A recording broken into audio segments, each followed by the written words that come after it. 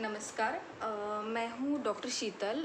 मैं एक आयुर्वेदिक फिजिशियन हूँ और आज मैं आप लोगों को तंडुलोदक के बारे में कुछ इन्फॉर्मेशन बताने वाली हूँ। तो बेसिकली तंडुलोदक होता क्या है, इससे स्टार्ट करते हैं।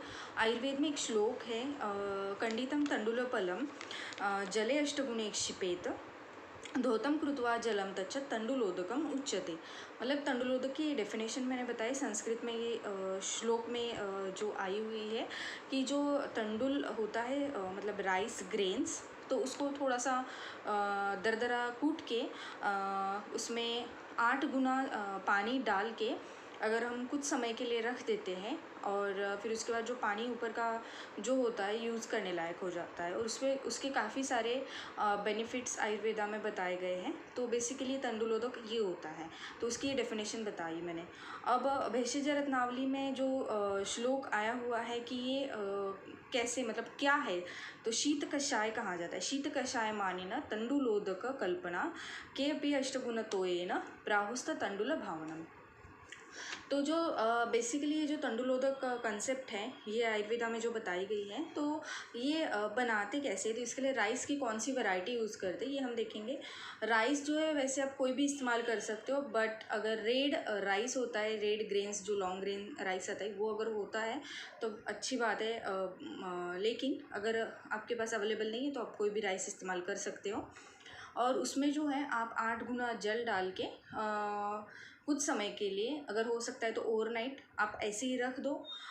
मैंने यहाँ पर बना के भी रखा है, मैं आपको दिखा दूँ। तो ये बेसिकली मैंने जो राइस है वो 20 ग्राम्स लिया था और हमें उसमें 8 गुना जल मतलब 160 ml ऑफ वाटर उसमें डाल के रखना है और फिर उसके बाद वो वाटर जो है हमें छान के ले लेना है।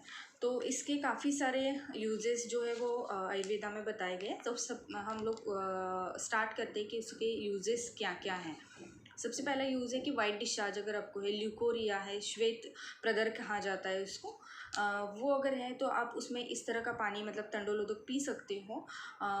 या फिर आयुर्वेद में एक पुष्पानुक चूर्ण करके एक कल्प आता है, तो उसको जो है आप राइस वाटर के साथ पी सकते हो, राइस वाटर के साथ खा सकते हो, वो तो इफ़ेक्टिव रहेगा वाइट डिस्चार्ज के लिए। फिर उसके बाद अगर आपको बैक पेन है या फिर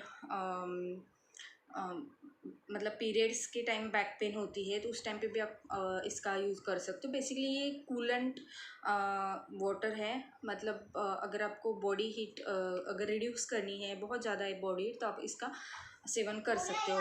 इसके अलावा आप इसका यूज़ जो है फेस वॉश करने के लिए यूज़ कर सकते हो। एज इट इज़ आप उसको फेस पे फेस वॉश करने के लिए उस वाटर का यूज़ करिए।